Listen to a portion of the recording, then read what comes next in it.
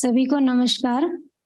मैं भरतपुर राजस्थान की रहने वाली हूँ और मेरा नाम अतैया है। तो वैसे तो मेरा एजुकेशन का जो स्तर है वो फैमिली पूरी एजुकेटेड है, कभी उसमें इतनी दिक्कत नहीं आई। सिर्फ अगर कहीं पक्षपात मिला तो वो लड़के और लड़की के लिए मिला, थोड़ा सा समाज में, फैमिली में नहीं मिला मुझे। और बहुत सारे इश्यूज आते हैं, दो धर्मों के बीच आ जाते हैं या फीमेल और मेल के बीच आ जाते हैं। तो उनमें मुझे स्कूल की ओर से ही पार्टिसिपेट करने की बहुत अच्छी ख्वाहिश थी। मेरे टीचर्स थे जो हमेशा आगे रखते थे और इस वजह से मुझे आदत सी हो गई थी। शायद इसी वजह से मैं आज हर उसमें पार्टिसिपेट करती आई हूँ। जैसे आसिफा हत्याकांड हुआ था तो हमने कैंडल मार्च में निकाला था और उसमें सभी बॉयज थे, ओनली मैं अकेली गर्ल्स थी। फैमिली की ओर से कुछ इश्यूज आए थे लेकिन मैंने अपने आप को आगे बढ़ने के लिए कदम उठाया। तो मेरी कहानी सिर्फ यही है कि मैं ज्यादातर आपको कविता के रूप में अपनी बात को समझाऊंगी। ना करो बहस, हार जाओगे, हुस्न इतनी बड़ी दलील नहीं।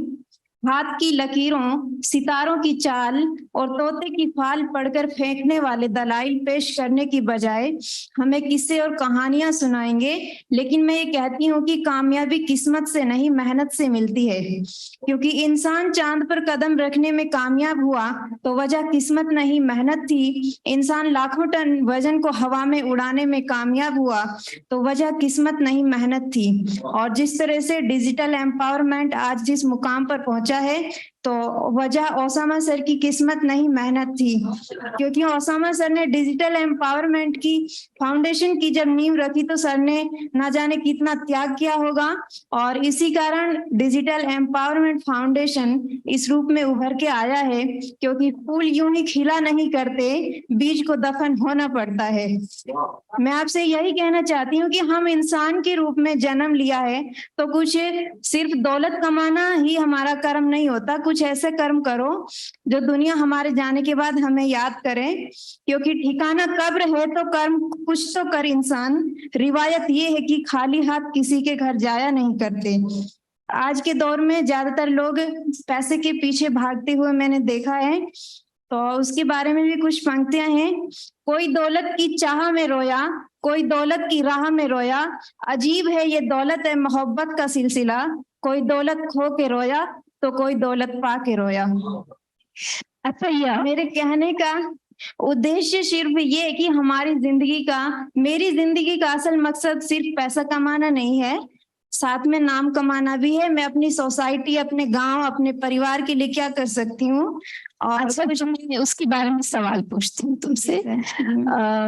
कविता के माध्यम से जो तुमने बताया वो तो एक बहुत ही खूबसूरत अंदाज है। सब लोग जो बात कर रहे हैं उसको तुमने कविता में कहा।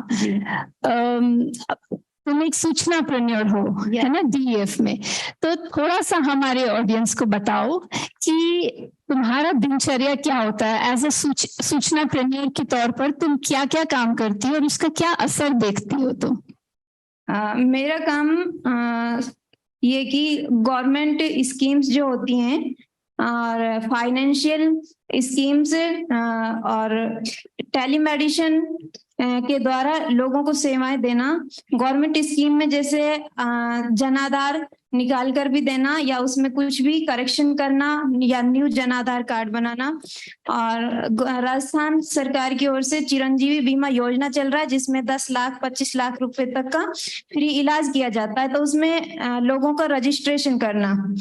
और दूसरा ये कि पेंशन वगैरह अप्लाई करना और ईयरली जो वेरिफिकेशन होता है पेंशन का लोगों को वो करना। ये सारी गवर्नमेंट स्कीम के तहत आती हैं।